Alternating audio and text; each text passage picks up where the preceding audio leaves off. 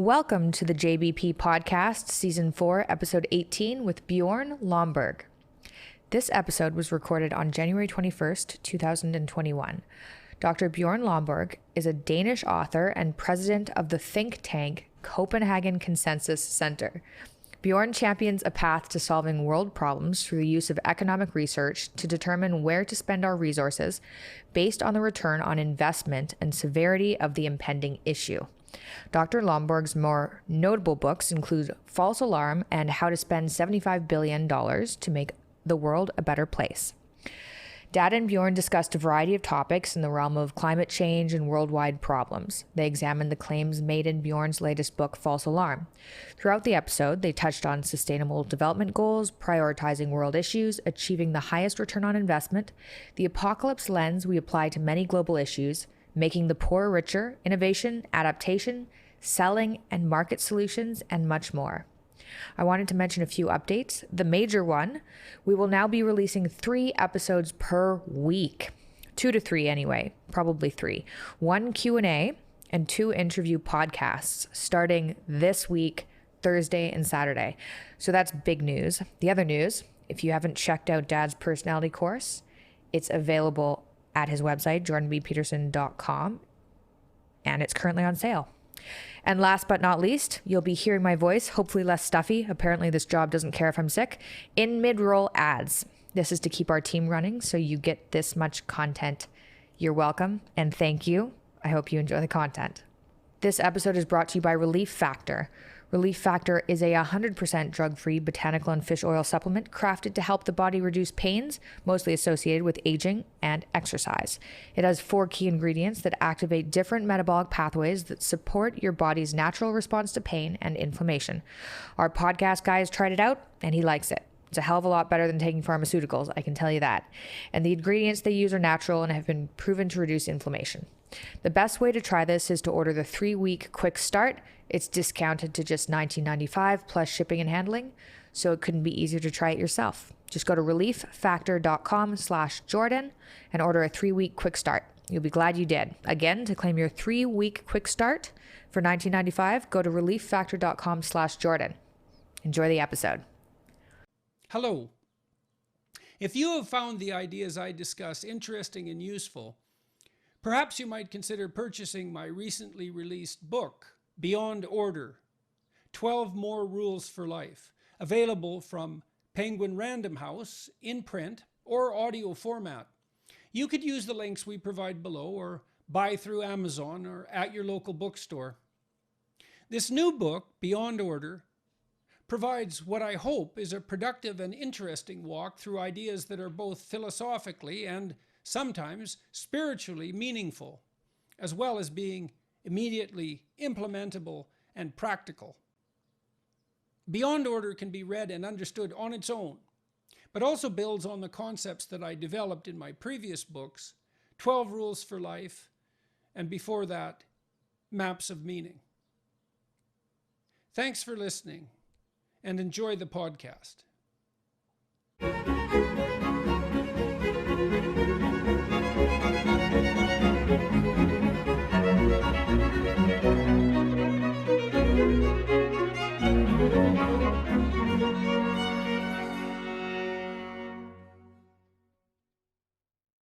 So today I have the privilege of having as a guest Dr. Bjorn Lomborg, who I've spoken with before on my podcast and who was recently on my daughter's podcast, Michaela Peterson, as well. And I came across Bjorn's work, it's got to be 6 or 7 years ago now, when I was working for a UN panel, the Canadian panel devoted to analyzing economic problems in a hypothetically sustainable manner. It was for the Secretary General's report on sustainable economic development, which was, I think, put out in 2016. Anyhow, while I was working on that project, I read a lot of books on the various environmental crises that apparently beset us, dozens of books. And of all the people I read,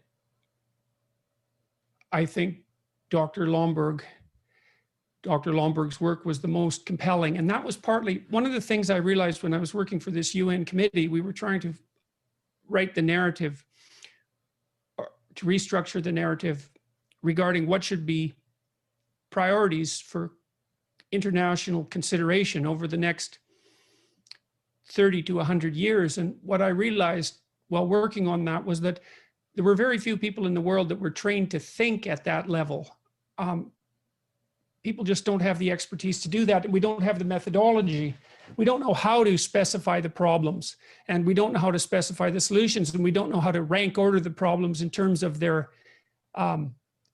let's say, the degree to which they're crucial, and we don't know how to rank order the solutions in terms of their appropriateness. And the only person that I ran across who had developed a methodology for doing this, which is of crucial importance to develop that methodology, was Bjorn and the think tank, the Copenhagen Consensus Center, which we'll get him to talk about.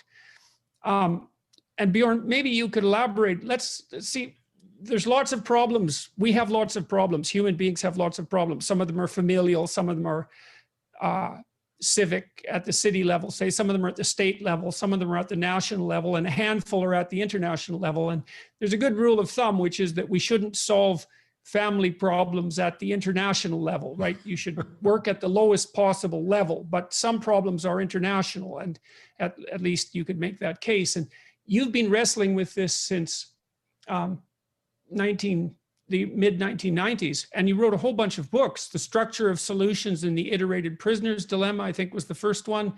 The Skeptical Environmentalist, which I think really established your reputation and your notoriety for that matter. Global Crises, Global Solutions, Cool It, Rethink HIV, How to Spend $75 billion to Make the World a Better Place, which I really liked. I thought that was a great book, like truly a great book. Rajasthan Priorities, Bangladesh Priorities, Haiti Prioritizes, and Andhra Pradesh Prioritizes. And your latest book, which we'll talk about a fair bit today, is False Alarm: How Climate Change Panic Costs Us Trillions, Hurts the Poor, and Fails to Fix the Planet. And so, well, with that introduction, I'm going to let you talk about your work for a bit. Hey, thank you. It's great to see you again, Jordan. So look, what I try to do, and really I have a big organization, well, actually a fairly small organization, but lots and lots of researchers that work hard on all these problems, is simply as you say, we don't have infinite resources. We can't do everything first. So it's incredibly important that we have this conversation about saying, if you are to spend an extra dollar or a rupee or whatever your currency is, where can you spend that and do the most good first? Because as you also point out, there are lots of problems. And while we tend to think about them in the international arena, of course, most problems actually hit people on a very personal level. It kills them. And so, you know, one of the things I find slightly ironic as we've just come out of 2020 and everybody has been very, very concerned about COVID. And rightly so, it's a big challenge. But at the same time, of course, every year, about the same number of people die as have died from COVID last year. Every year, the same number of people die from tuberculosis. This is a very simple disease. We've known about it. It's probably killed about 1 billion people over the last 200 years. So it's probably one of the biggest killers of humanity. And we know how to fix it. We've fixed it in the rich world, which is why we don't worry about it anymore. But it's also very cheap to fix in the developing world. But because it never gets any attention, we don't talk very much about it. We don't do very much about it. And that's why 1.6 million people every year die from tuberculosis. And so my point simply is to say, let's have a discussion about saying, if you were to spend an extra dollar, would you do the most good if you spend it on tuberculosis or on COVID or on climate or on infrastructure or on the many, many other solutions that are out there? And what we do is we simply work with lots of economists to take a look at what is the cost of a solution and how much good will that deliver, not just in terms of economics, that is, how much better off will we be or how less worse off will we be, but also how much better will we be off socially? That's typically people not dying, people not being sick, people not having to pay their doctors, not experiencing the loss of a loved one, and also environmentally, that's not so much relevant for tuberculosis, but of course, when it comes to deforestation or loss of wetlands and the air pollution, indoor air pollution, and many of the other problems of the world also have an environmental component. We try to add up all of those. And so basically say, how much will this cost?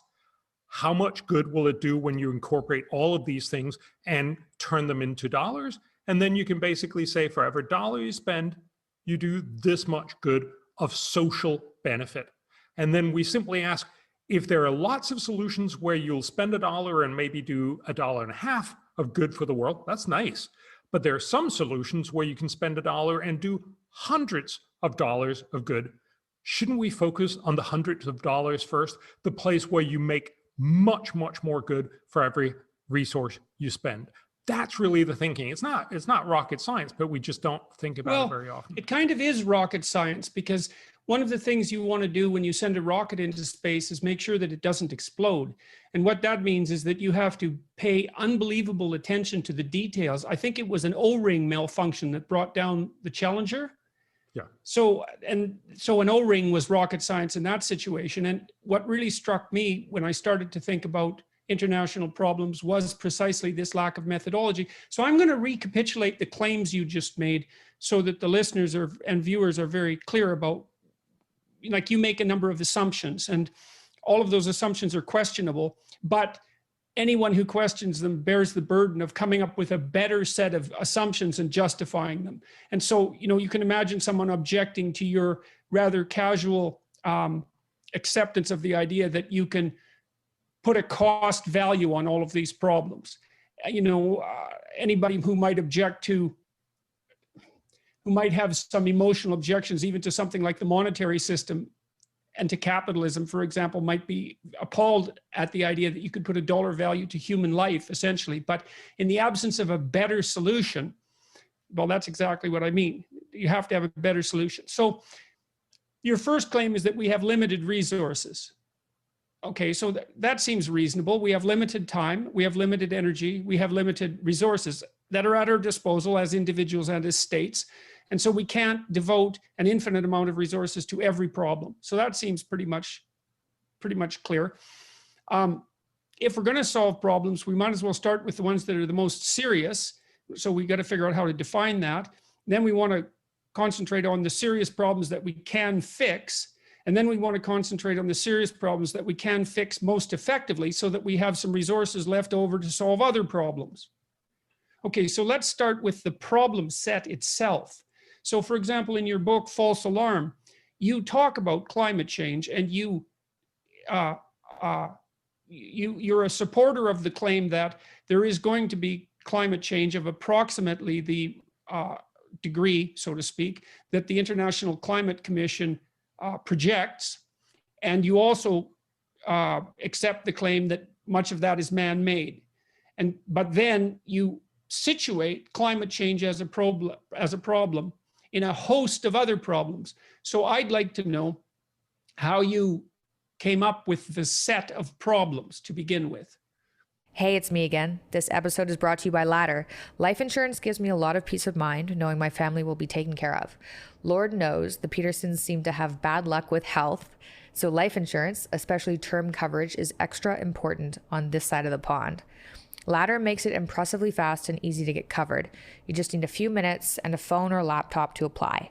Ladder's smart algorithms work in real time, so you'll find out instantly if you're approved, no hidden fees, cancel anytime, and since life insurance costs more as you age, now's the time to cross it off your list. So check out Ladder today to see if you're instantly approved. Go to ladderlife.com/JBP. That's LADDER life.com/JBP. ladderlife.com/JBP. So I'd like to know how you came up with the set of problems to begin with. So very clearly, it's impossible to enumerate all the problems that we have. But what we try to do is we've taken our starting point of the UN's different definitions. So for the SDGs, the last set of goals that the UN has used, the ones that are running from 2016 to 2030, SDGs are Sustainable Development Goals. right. So they've basically looked across a wide range of areas. So talking about health, obviously a big issue, poverty, obviously a big issue, the issue of education, the issue of being able to live securely, that is without violence in many different ways. And they enumerate a lot of different other things, clearly avoiding loss of biodiversity, avoiding living on an uninhabitable planet like climate change, many of these other things. Now, I'm not saying that this is a perfect list. It's made by a committee, but it's probably one of the best ways that we can say humanity has tried to enumerate all the different challenges that we're facing. Right, so that's the political aspect of this, is a consensus. There's been somewhat of a consensus with regards to the set of problems, even if not with regards to their prioritization. And so the UN has made itself open to some degree to its constituent members to list whatever problems they see as pressing. And those would include women's rights and diversity and oceanic management. And well, virtually every problem that you can think of that might have hit the headlines or been a target of media attention over the last, say, 2 or 3 decades. And so, again, people might quibble with that list, but then it's instrumental that they develop a better list and justify it. So you start with the UN list, and that's been derived as a consequence of lobbying pressure and political machination and all those sorts of things. And hypothetically, that's good enough. And then the next question is how to address these, how to, and I was very frustrated when I first encountered that list of goals, because I thought, well, there is no possible way that these can all be addressed in the next 30 years with any degree of success. It's just too complex. We have to start somewhere. And the problem with that is that as soon as you say that you have to start somewhere, then you take one need above all others, and you say that those who lobbied for that particular need take priority, and you need a justification for that. That's something other than power struggle or political expediency or even effective messaging. It might be nice to have a more hands-off, objective method. Okay, so then you organized a team of economists fundamentally, right? Why economists and not biologists, say, or? So you definitely need all the knowledge from biologists, especially when you're talking about things that impact the natural world. You need to talk to epidemiologists when you're talking about diseases. You need to talk to doctors also about diseases. You need to talk to educational experts when you talk about education. But the crucial bit that's connecting all of them is to talk about what are the resource needs. That is basically how much money are we going to have to pay in order to get a solution when you talk about global warming, or a solution for education, or a solution for tuberculosis or COVID or any other thing. So what we're talking to is all those economists who do that. So climate economists or education economists or health economists, these are all guys who interface with all of the specific knowledge, but they also study how much is this going to cost and how effective is this solution going to be. So it's basically about saying, what can you do about global warming, or what can you do about COVID? Remember, no solution is going to fix all of the problem. Most solutions will fix part of the problem. And so what we're saying is, what will a realistically best sort of effort look like? How much will it solve, and how much will it cost? And then we try to estimate what's the relative value that you provided to the world. And as you started off saying, that's a difficult task, but it is crucial if we want to know that we're not just focused on the topics that have the most cute animals or the people who scream the loudest in the media, but actually know what works. A postmodern critic of your work might claim that it's ineradicably contaminated with the bias brought to it by the discipline that you chose to do the selection, and by the what would you say, by the unexamined political motivations of the participants, those being the economists. But you don't rely on the judgment of one economist. You have a sequence of economists analyze these problems. That's correct. And then you aggregate across their findings. I believe that's the method. Yes. And again, look, it's impossible to imagine that anyone can do this entirely objectively. So as you're pointing out, clearly economists come with a certain way of looking at the world. They typically take the starting point of saying there's limited resources. How much will the resources do here? What's the opportunity cost? So typically, for instance, if you want to vaccinate children in third world countries, it means that their moms will have to take off typically the whole day, walk with their kid to this place where they're going to get vaccinated. That has a significant cost for the family. You need to incorporate that cost. Economists will tell you not taking that into account is a failure of recognizing that's part of the cost of vaccination. But of course, it is only one way of looking at it. I happen to think that it's a fairly convincing way. And as you point out, at least you have to come up with another way of looking at this if you want to criticize and say we should do something else. That can't be reiterated too many times, is that it isn't good enough to point out the hypothetical flaws of this approach. It's only good enough to put forward a viable alternative. And I haven't seen a viable alternative. No, right now, the way the world organizes its priorities is very much about who gets to set the agenda, who have the cute examples, the things that we care the most about, the things that are easy to get into the media and so on. And surely that's not necessarily the best way to decide how we spend trillions of dollars on global issues. So what we're simply trying to do is to give the world a sense of how much good can you actually do if you spend money really smartly on climate, or if you spend it really smartly on education, or if you spend it really smartly on all these other things. And then we have a good sense of it. Look, at the end of the day, it's still going to be a political battle. It's still going to be a discussion about what, captivates people's attention. There's a reason why we haven't talked about tuberculosis for about 100 years.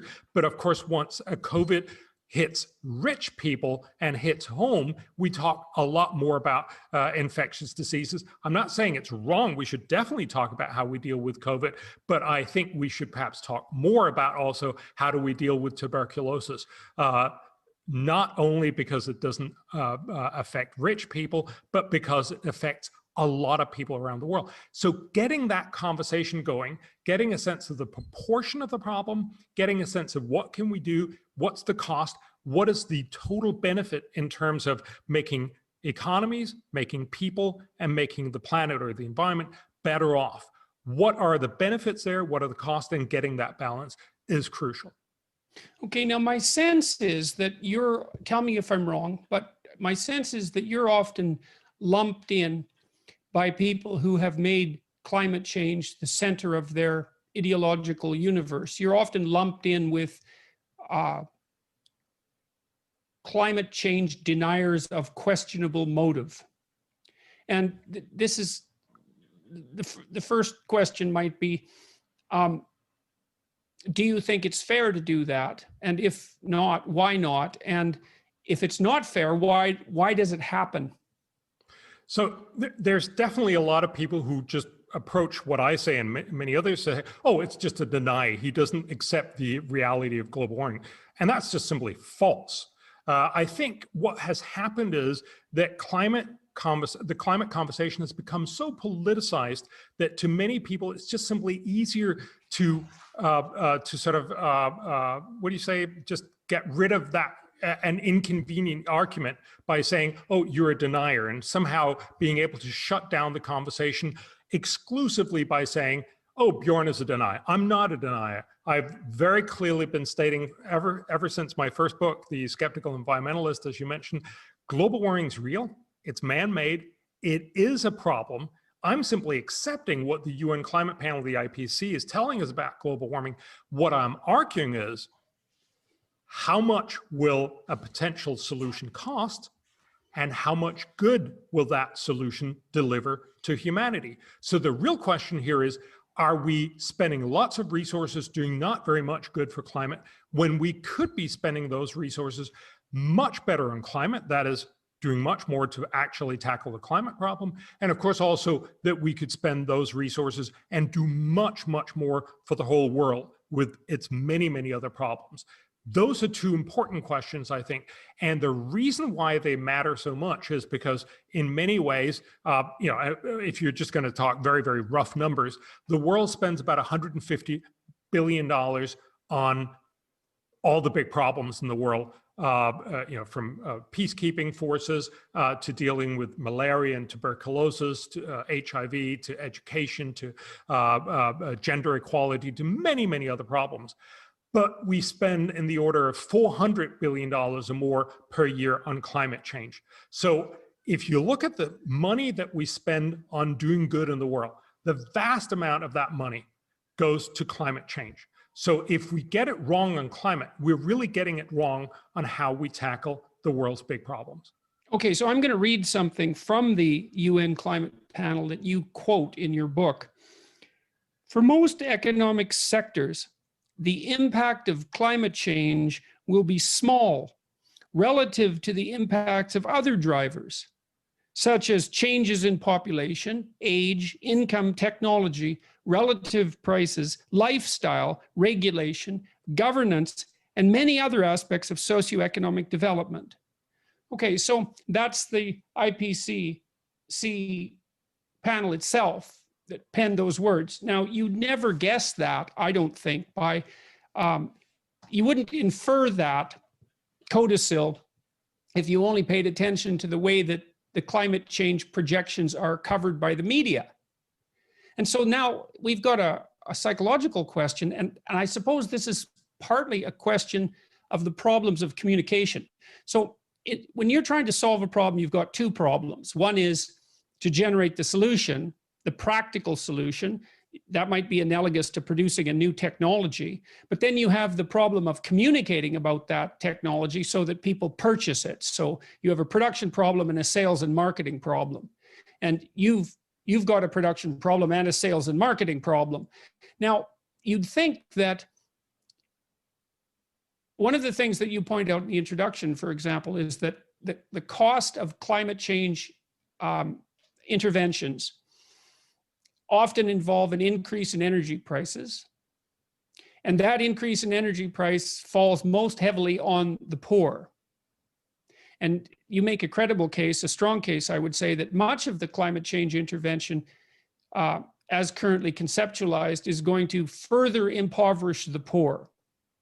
And this really confuses me, I would say, because I don't think it's unreasonable to suggest that most of the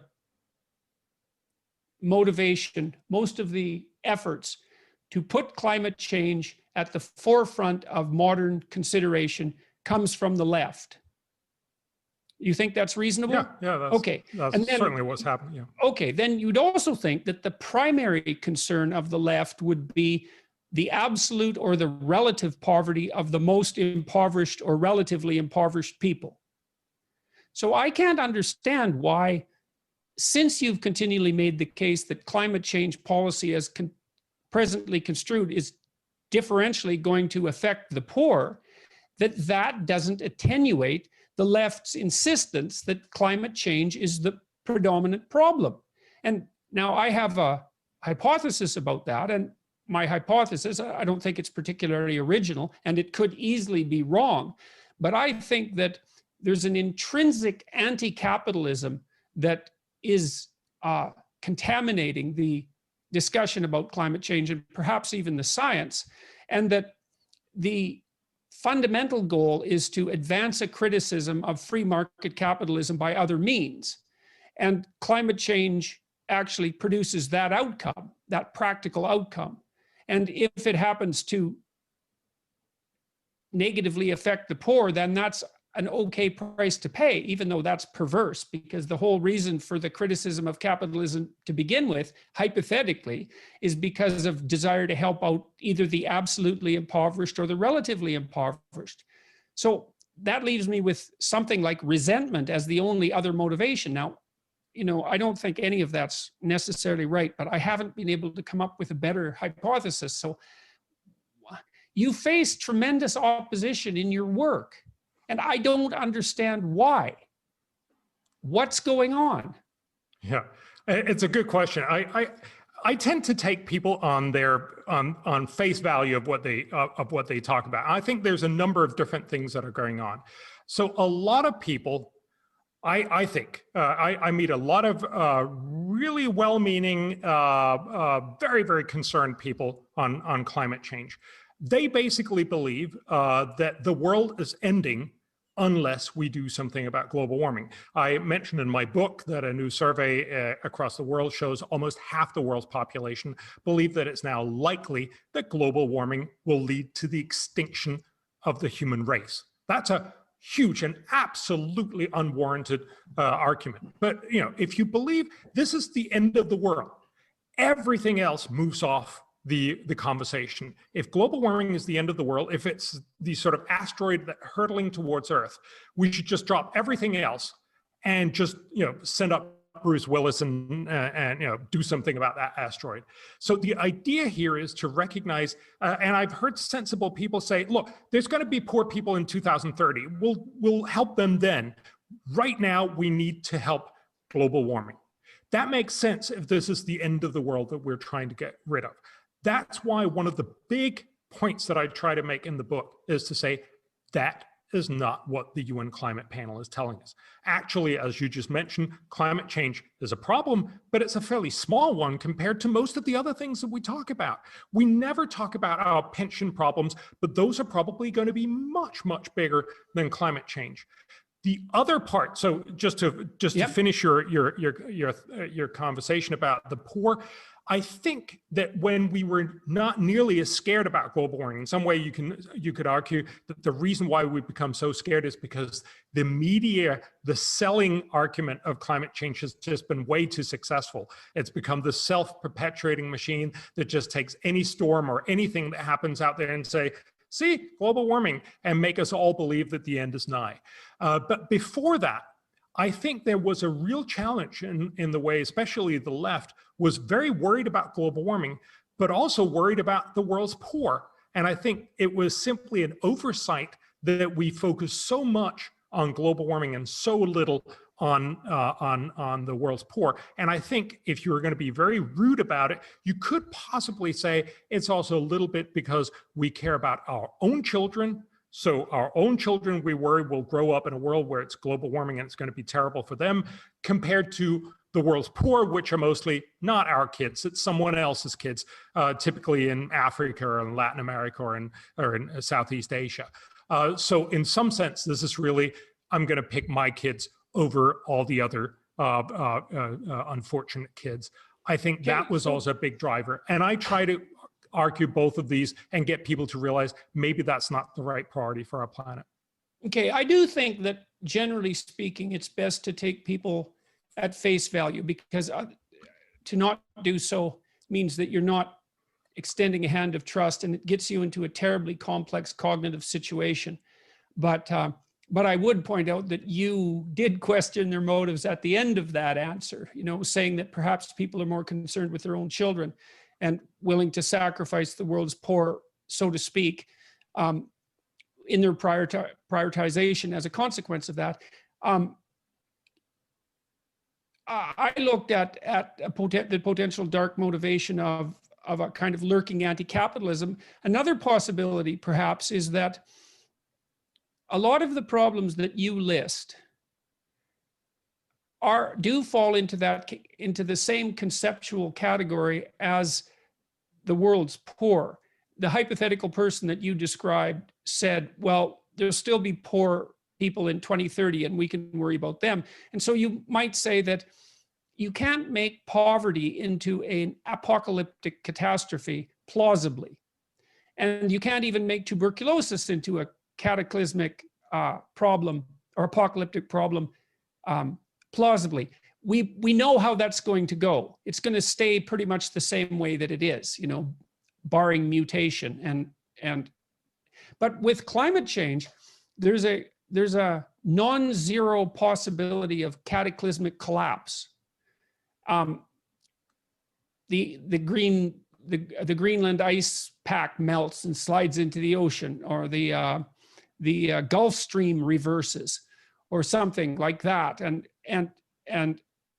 we get a situation where positive feedback loops spiral out of control, and everything culminates in catastrophe. It might be that we don't know how to deal with a problem that has a non-zero probability of being infinite. And that is a good that is a good theoretical conversation. My take on that is really twofold. It's partly, I think it's just simply a question of imagination. Everything, when you run it out to 2100, has a non-zero probability of going really, really wrong. So one very good argument would be to say, take HIV/AIDS, which laid bare much of sub-Saharan Africa. If you imagine we did nothing about HIV/AIDS, you could very easily imagine one or more states in Africa collapsing over the 21st century. Throw in some bioterrorism and some geoengineering, some bioengineering, and you can get a catastrophe. That it drives up some terrorists who are going to basically eradicate humanity. You can come up with almost any kind of scenario that will end the world. And clearly, we also have many, many other scenarios that we're not particularly worried about. One would be North Korea. That seems a non-plausible outcome, that they could end up ending the world if we don't do something about North Korea. I'm not sure what that something would be, but the point here is to say that it's very clear we're saying, yeah, we're going to be a little worried about North Korea, but not very much. Okay, so are you criticizing my hypothesis, or are you pointing, because I said that climate change seems to slide pretty easily into an apocalyptic vision, and one interpretation of your criticism would be, well, that's not valid. It's not valid to make it apocalyptic like that, because many other things can be made apocalyptic. But do you think that it's plausible potentially that it is easier to do that with climate change? Yeah. And I mean, it's not clear why. Maybe it's because it also involves the non-human actors in the world, and people feel additional guilt about that. So do we have a rule of thumb that's something like, well, when we're discussing practical moves forward, we don't get to extrapolate from the present apocalyptically and say that this problem is so severe that requires an infinite amount of resources, or it morally obligates us to devote an infinite number of resources to its solution. We don't get to play that game. That was exactly my point. So there's been a wonderful discussion between a Harvard professor who was arguing essentially that point, that global warming might be infinitely bad, so we should be spending infinitely resources on it. And a Yale economics professor, William Nordhaus, who got the Nobel Prize in climate economics, and his point was exactly to say, look, there are infinities everywhere else. You might have heard Elon Musk is worrying about the fact that AI robots will take over, will possibly take over the world. There's the possibility that nanotech will lead to gray goo taking over the entire world. There's potential lurking catastrophes in everything we do. You can't, and that was Nordhaus's point, you can't just take one and say, oh, I'm going to spend infinity over here, because you should be spending infinity on pretty much everything else.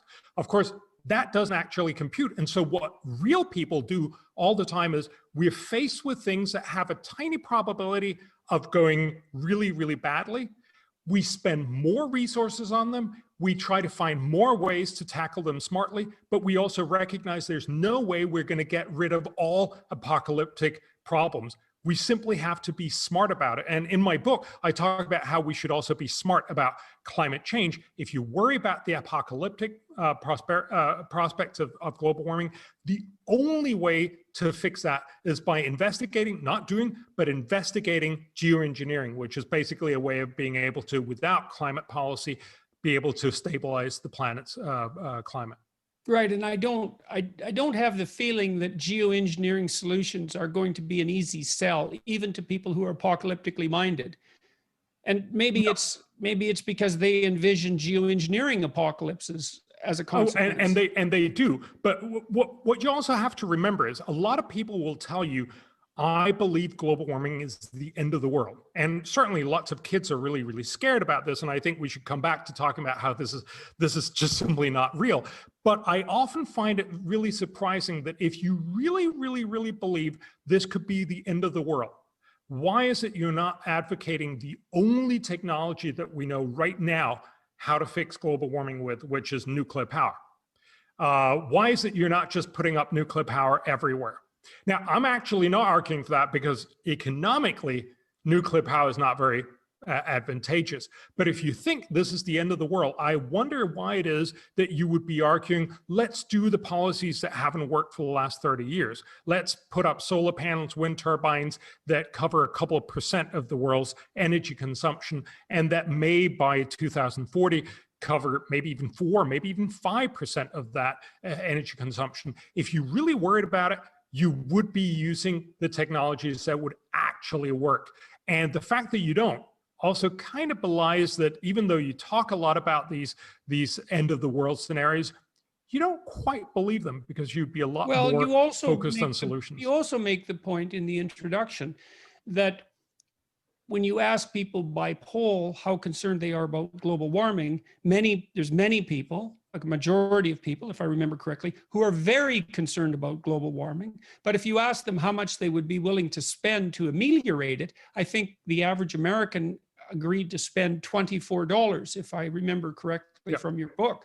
And so then the problem then is by pointing that out, you belie your other claim, which is that you want to take people at face value. Now, you've got a real problem in that situation because you can take them at face value with regards to their explicit claims about what they're afraid of, which is global warming, but then equally explicitly, they tell you they don't want to spend any money on it. And so then you have to wonder, well, which of those two competing claims do you actually believe? I would tend to go with the one that actually, it hasn't, saying that you're afraid of global warming has zero cost. Spending money on it has a cost, obviously. So the thing is, as soon as you put a cost to it, then you find out that people don't appear to believe it. They're not concerned. So the question then is, well, what does saying that they're concerned about buy them? And it might be something like, well, this is again not a particularly original thought, but it's moral virtue to advertise that I'm the sort of person who's intelligent enough to conceptualize global concerns and empathic and noble enough to be concerned by them. And then you say, well, what are you doing about it? And the answer is, well, I'm not doing anything. And then you say, well, then I don't buy your claim, but that's pretty rude. And two people who get together who are both concerned about global warming aren't going to be criticizing each other's lack of diligent attention to the sacrifices. They can just embrace one another.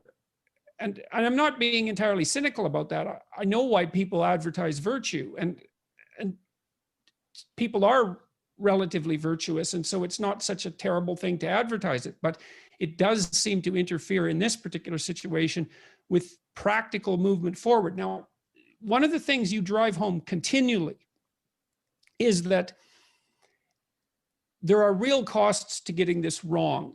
The costs are the money spent and what that money could have been spent on instead. So maybe you could make a case for everyone who's watching.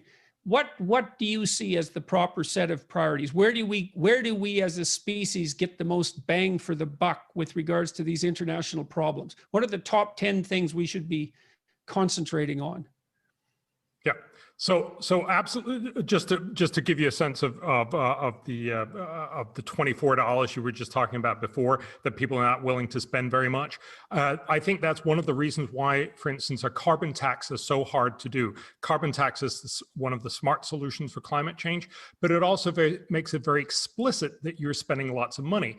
So instead, what most people support is that we should be subsidizing green energy, that we should be subsidizing electric cars, that that we should be doing a lot of other things that make you feel virtuous. It doesn't feel like it costs all that much, but it actually ends up costing huge amounts of resources. So while people saying they're not willing to spend very much, their sentiment actually allows politics to end up spending huge amounts of money. So this really matters. So sorry, you asked me what are the things we should be spending our resources on. And so that also means, what are we sacrificing if we concentrate too much on the moral virtue of driving a Tesla, for example, which is a clear status symbol, very expensive and not obviously related to ameliorating climate change?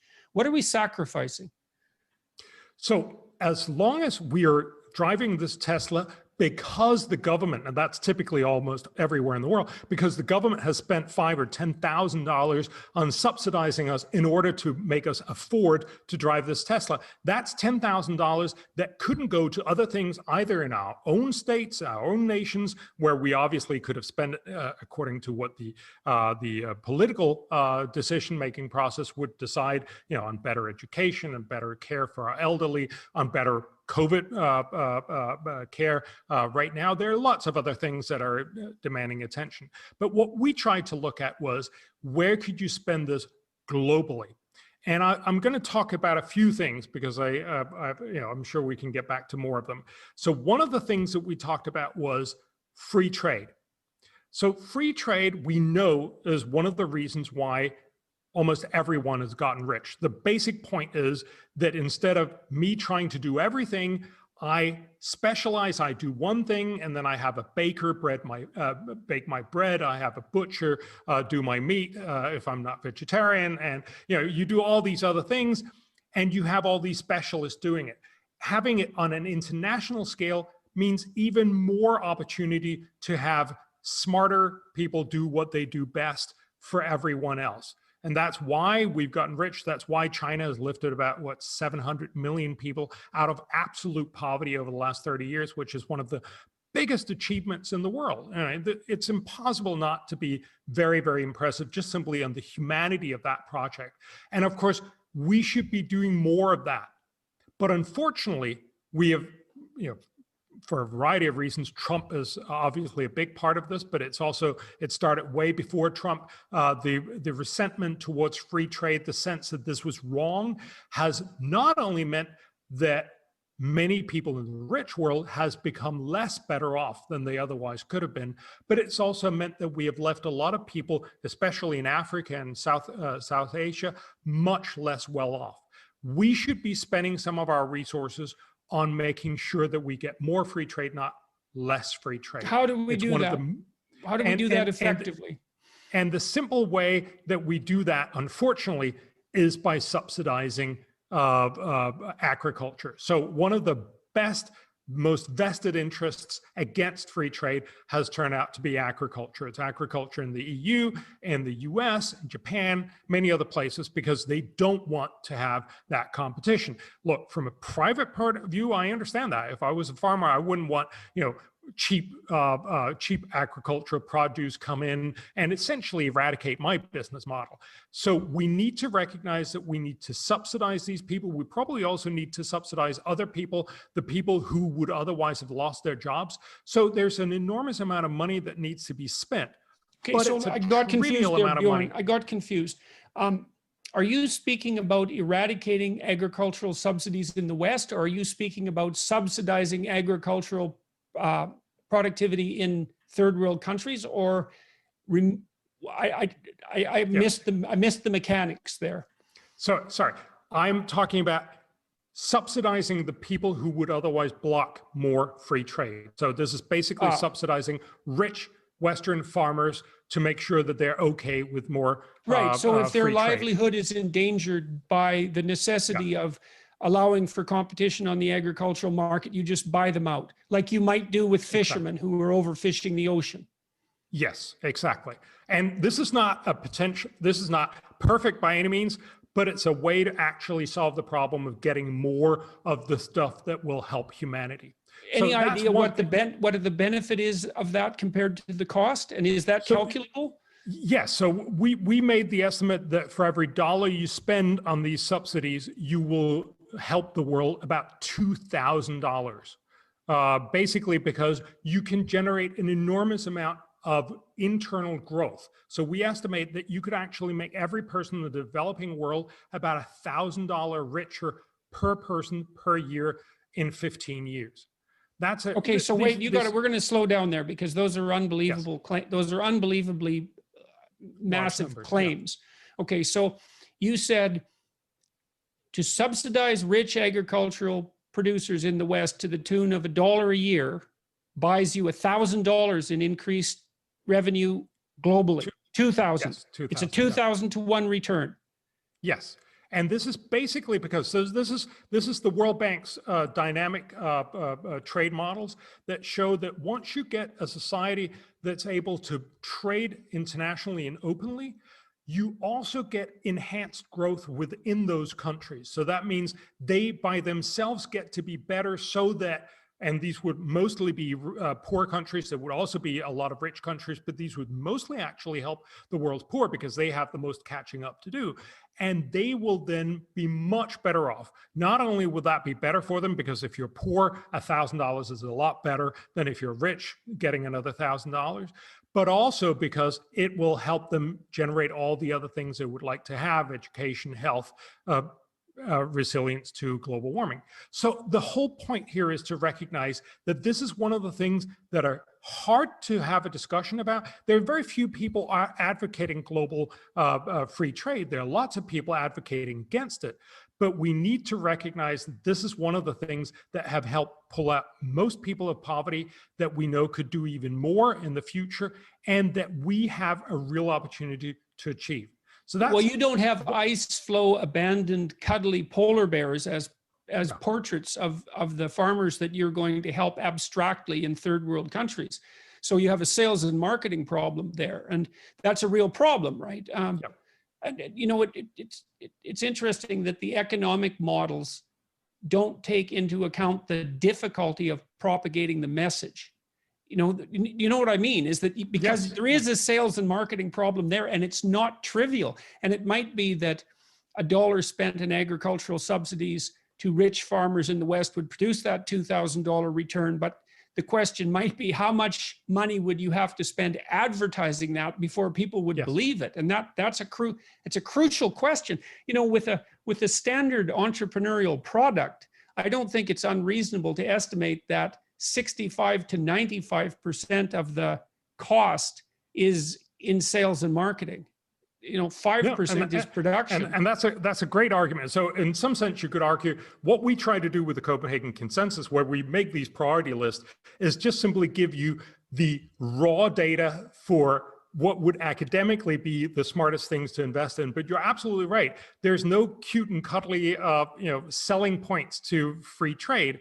And actually to most of our top outcomes. So let me just give you a few of the other ones. So the second best is family planning. And probably also basic emergency care to women. This will deliver about $100 back for every dollar. You think that would also be extremely attractive to people on the left?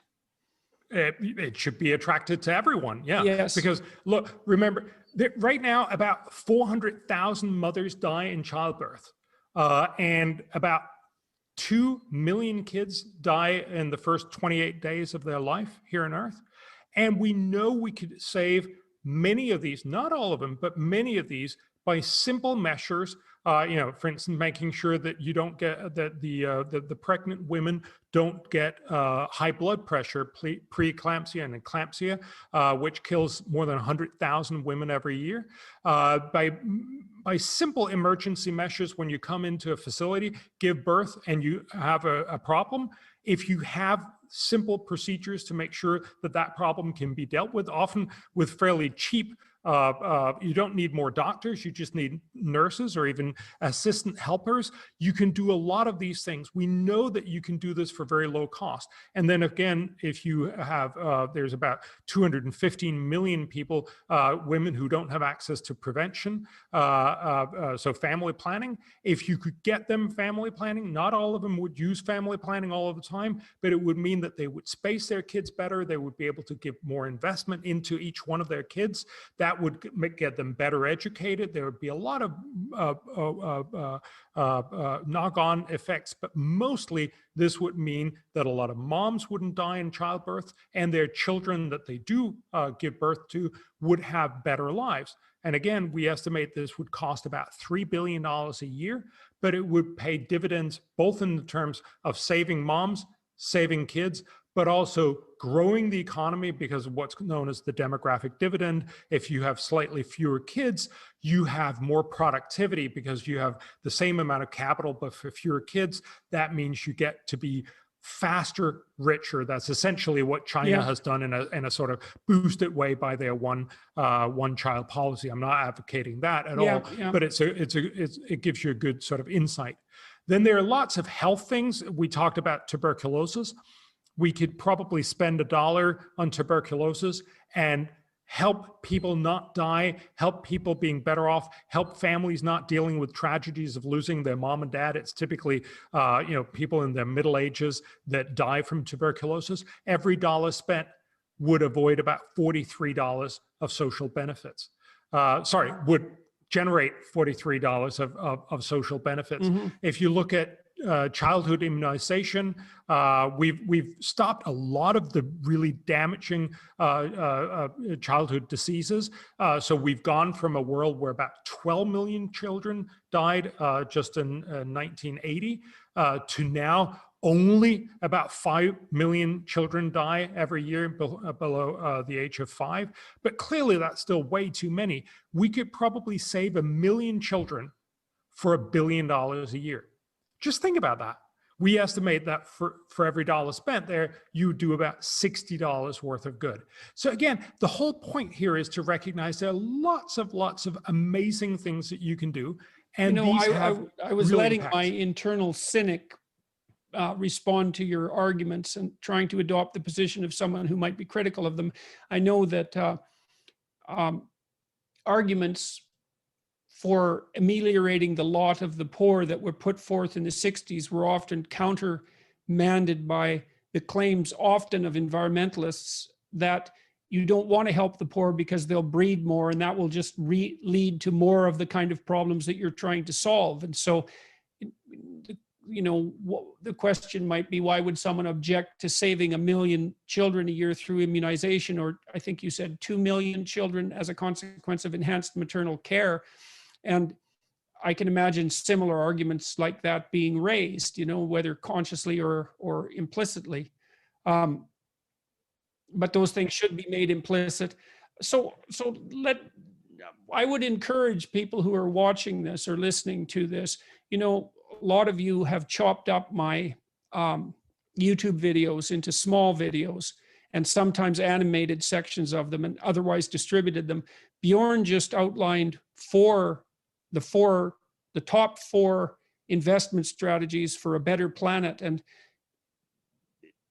it might be useful to consider ways that information can be distributed as widely as possible. I mean, Bjorn's writing his books, but those sell at how many books, if you don't mind me asking, how many copies of False Alarm did you sell? I think it's 10, 15,000 thereabouts. Right. So that's a good selling book from an academic book perspective, but it's a drop in the bucket. Right. I mean, and that's not a criticism, obviously. What about total for your books? So it's 200,000-300,000 or thereabouts. Right. And so a good YouTube video will get 1 million views. And if this was chopped up properly, maybe it would get 5 to 10 million views. So that would be good. But we don't want to. Have you thought about allying yourself with an advertising firm? So we've talked to some of those. There's been people coming asking, how can we help? Can we help do some of this? And what I find is that when it ends up, partly these advertising firms sort of retract their offers when they start realizing this is really complicated, that it's not just the cute polar bear and the ice floe kind of argument. And I get that. And part of it, of course, is also that unlike when you talk to someone who's just saying, we should do more about this, a good thing. We should, save more moms, or we should do more about climate change. We're the guys who actually say you should do this before this. And that Yes. always antagonizes people. I think it's the only intellectually honest argument, because we have limited resources. So we're simply saying, do this first, do this first. Don't do this first. Don't do this first. I think that's important, but that always creates a lot more antagonism. And I think that's one of the reasons why this is a much harder argument to make. And obviously my whole book on climate is very much about— from the, you don't have the problem of having to say no if you stay in the hypothetical. And that's another advantage to not actually trying to solve a problem when you're making a moral claim that you're concerned about it. Because you can be concerned about global warming and world poverty and the lack of education of women and a host of other issues, and never make a sacrifice in your concerns, as long as you actually don't try to practically address those problems, because then you're faced with the horrible necessity of prioritization. And maybe that is part of what makes you unpopular to the degree that people are not so much resisting your message, but critical of your approach. You force the recognition that no has to be said in order to make progress forward, and that interferes with with an imaginary utopian vision. But and so that makes romanticizing the venture much more difficult. It doesn't seem impossible, though. I mean, you could imagine a heart-rending and emotionally compelling video addressing the utility of restoring to health someone who was suffering from tuberculosis, or preventing it in the first place. I mean, these things don't seem completely impossible. You haven't found any marketing or advertising agency that's willing to partner with you in the sale of any of these ideas. We found lots of people who love to jump on board, and look, there are lots of videos out there that tells you how incredibly important it is to do something about tuberculosis, and how important it is to do something about maternal health, and about immunization, and about malaria, and all these other things. I think it's much more a question of saying, what is it that you overwhelmingly see when you open your TV or you look at YouTube? And I think there's just a level difference in the amount of knowledge that you have about tuberculosis compared to the amount of knowledge that you have about COVID, certainly now, and about climate change and these other things. It's just simply a question of saying one of them, or the two last ones, resonate much, much clearer to most people and to a lot of interest organizations, whereas the other one is sort of, yeah, of course, I also think we should do something about tuberculosis. Now back to what we were talking about before. Yeah. So the other issue with regards to the climate is that the weather affects everyone all the time. If you're going to talk to someone and you don't really know what to talk about, you'll make small talk about the weather. And so it's an immediate day-to-day concern in a way that even infectious disease isn't or wasn't before COVID. And so maybe that's another reason that the climate issue has occupied the space for apocalyptic attention. If there is a too hot summer or an extraordinarily hot summer, you have an explanation for it, and it's something that affects you while it's happening, or a too cold winter day, or too much wind, or too much rain, or any of the extreme weather events that can manifest themselves. So there's an immediacy to weather that seems to be associated perhaps with the emotional resonance of climate change, that's also perhaps working against these rational arguments. Well, there's certainly something. So we have research that shows that when it's hot, people believe more in global warming than when it's cold. So there definitely is these kinds of very, very simple connections.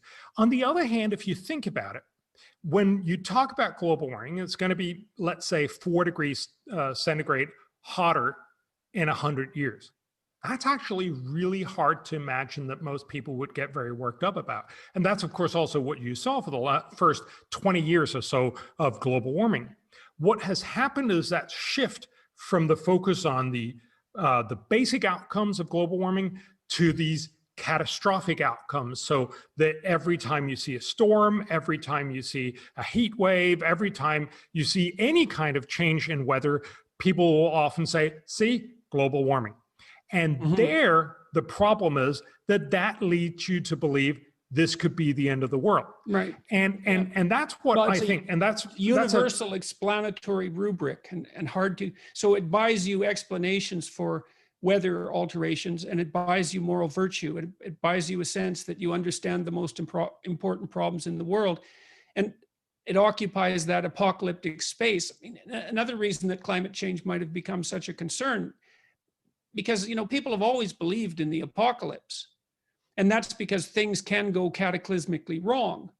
And maybe we have a need for a cultural representation of that. And before global warming, we had the Cold War and the battle between the United States, or the West more broadly speaking, and the Soviet Union. That was a pretty plausible apocalypse. And of course, it did garner much more attention, or maybe an amount of attention that's equal to the attention that global warming attracts now. So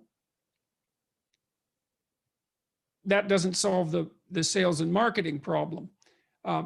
It just highlights its difficulty. Can I ask you, I noticed you have these prioritizes books. Bangladesh priorities, Haiti prioritizes, Andhra Pradesh prioritizes. Now, you've opened up your economic team to use by states, correct? Yes. Can you tell us a little bit about that? That's something else that's extremely practical. I'd like to know how you do it and what the effect is. Does it work? Yes. Yes. So one of the things we found, so we did a prioritization of the Sustainable Development Goals for the UN that we talked about in the beginning. And what's sort of very noticeable is, if you talk about what should the world do, everybody thinks that's intellectually interesting, but nobody feels like they live in the world. Well, we're Canada, we're the US or Denmark or whatever. And so you feel like, I want something that's actually relevant for my political conversation. And so one of the things we wanted to do, we also did this in Latin America with the Inter-American Development Bank, and we found, these are some of the best things to do in Latin America. And then, obviously Argentina would say, yeah, that's probably true in Mexico, but not here. We're special. And likewise, Brazil would say, yeah, that's true in Argentina, but not here. So, you could constantly get this sense of it's true somewhere else, but not here. And that's why we wanted to have this conversation specifically for nations. So we've done this for Bangladesh. We've done this for 2 states in India, Andhra Pradesh and Rajasthan. We've done it in Haiti. We've just completed this in Ghana in Africa, and we're right now working with Malawi. That must be ridiculously exciting and interesting. I mean, it's such a combination of rich intellectual possibility, because these problems are so compelling, and the potential excitement of actually operating in the real world. Yes, it is very exciting. It's also at times very frustrating, as I'm sure you could imagine. So what happens is, everybody thinks that this is a great idea in principle. But of course, everyone worries also, what if my favorite things turn out to be not a very good investment? That's suddenly going to, make it much harder for me to get money from next year's budget. So there's this sense of, do we want this to be too successful? On the other hand, the finance ministry often loves this approach, because they're the ones who get inundated from all ministries and saying, we need more money for this project, we need more money for that project. And of course, politicians also need projects that sell, essentially buys them votes. And so clearly, they're also very ambivalent about this. On the one hand, they want to do as much good as they can for their country. On the other hand, often the best political promises are the ones that are not very effective. They're the ones that you can sell because they sound good, but don't actually work very well. Or that you can put off endlessly and still promise that you're going to deliver. Or just deliver and do it really badly. So in India, for instance, one of the things that have turned out to be incredibly good vote winners is to give forgiveness for loans for smallhold farmers. You can imagine how that, if I'm a farmer, I've put myself in almost impossible debt, there's a politician who promises he's going to forgive that. That sounds great. But of course, the problem with that argument is that partly they often don't pay. But what happens is it actually ends up shifting loaning from the very poorest to the not so poor farmers, typically to the rather rich farmers, because the lenders don't want to see the politicians ending up saying, no, we're not going to keep your loans on the books. So you end up spending huge amounts of money, encouraging bad loans, and then not helping the poor when they need it further on. That's a lose-lose-lose outcome. And one of the things we tried to point out was, don't do that. I'm sure we weren't very successful because it's an incredibly successful political strategy, but it becomes a little harder to do. And likewise, some of the things that we found were incredibly effective becomes a little easier to do. So for instance, for Bangladesh, we found, and again, this is not dramatic news, but it's just a really, really good approach to basically put your procurement online. So for many states in the developing countries, procurement makes up about 1/3 to 2/3 of their budgets. So everything from pencils to roads, but obviously roads are much, much more expensive. So it's typically infrastructure projects. They're dramatically corrupt. Because they lend themselves to be very corrupt. And one of the things we find is if you put these online, it becomes a little harder to rig the auctions. So in Bangladesh, for instance, you have to hand in a sealed envelope with your bid to a specific government office. And what not surprisingly happened was they put up goons outside that office so the people who shouldn't come in with a cheap bid just couldn't physically come in. If you put it online, you can get bids from further afar. It's harder to manipulate. You can still manipulate, but it gets harder to do so. So what we found was we took 4% of Bangladesh spending, put it online, and actually found you get higher quality, you get it much cheaper. That means you have to spend less money, you get more for your government tax dollars, or takas as it is in Bangladesh. And that saves Bangladesh about $700 million a year. Right. So, but there's something else that's very hard to romanticize. It's absolutely impossible. And again, remember, this is simply a question of saying, we look across a wide range of things that you could do in Bangladesh. Some of these things got picked up by politicians because they save them money. Obviously, the finance minister wants to save $700 million. Some of these things have really, really good long-term growth potentials, like, for instance, getting digitized, getting your land digitized. Some of these are very obvious things like tuberculosis, but many of them also don't happen just simply because they're not the right set of things to do right now. So again, our point is not that we somehow magically make Bangladesh right. That would also be impossible to imagine. And look, you shouldn't have, economists prioritizing the world. You should have economists informing the electorate in Bangladesh, how do you want to run your country?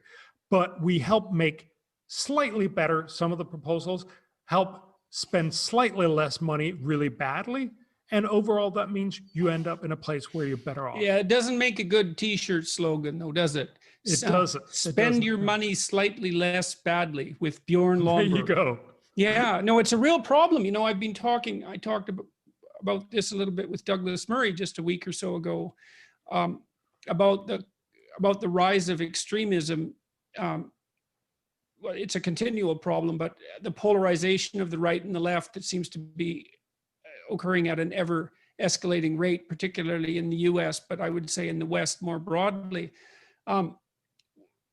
We talked about the collapse of grand narratives.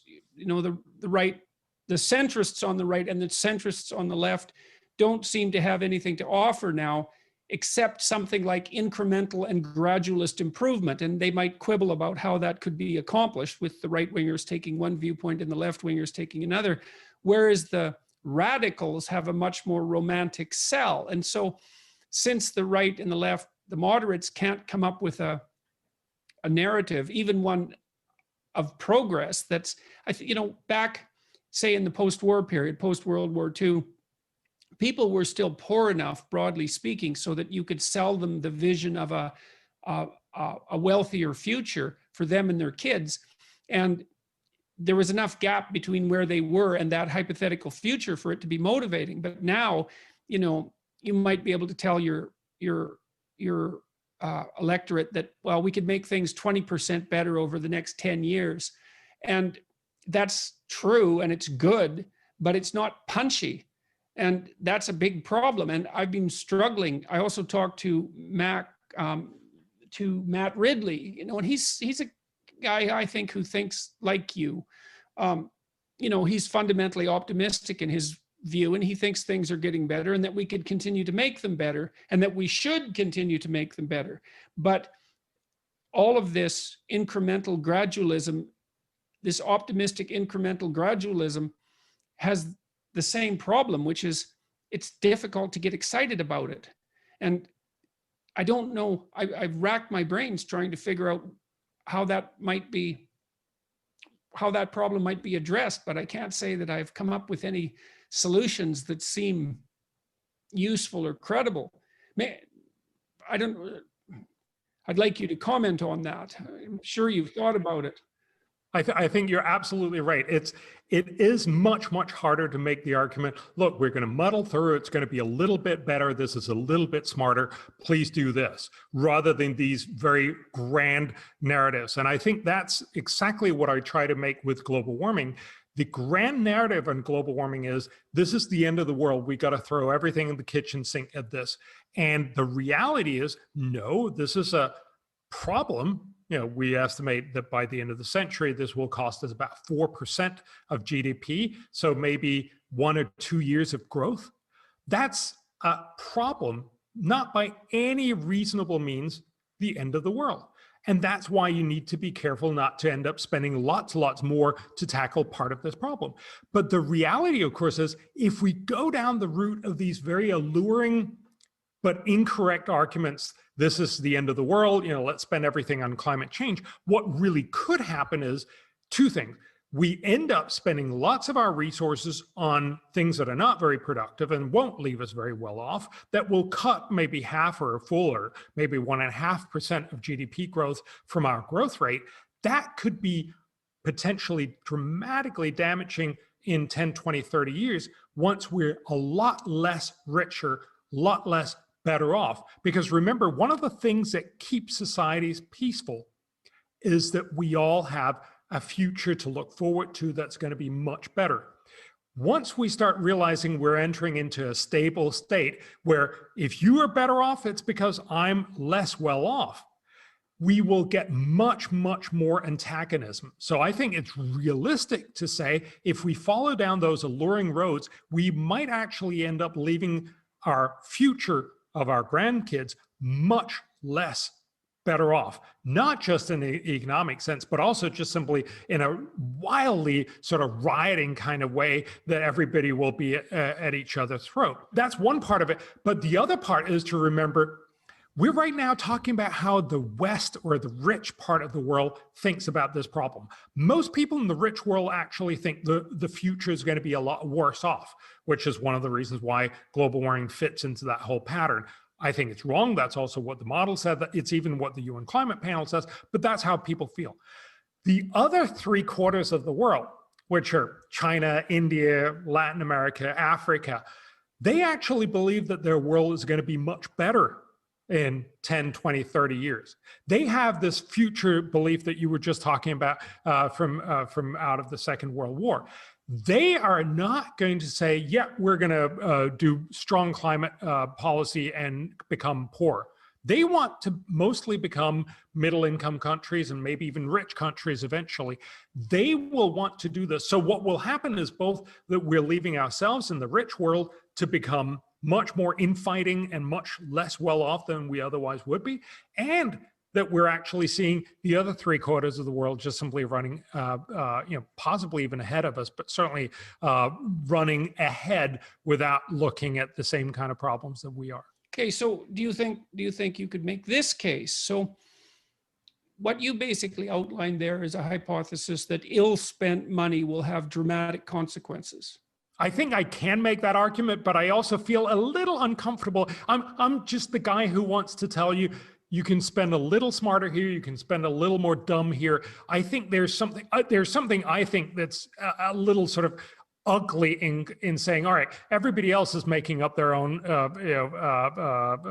doomsday scenarios, so let me make up another one here, because I think fundamentally doomsday scenarios is what got us into these kinds of problems. Fair enough, but you were trying to address the problem of compounding returns, right? So bad economic decisions or poor economic decisions compound with time.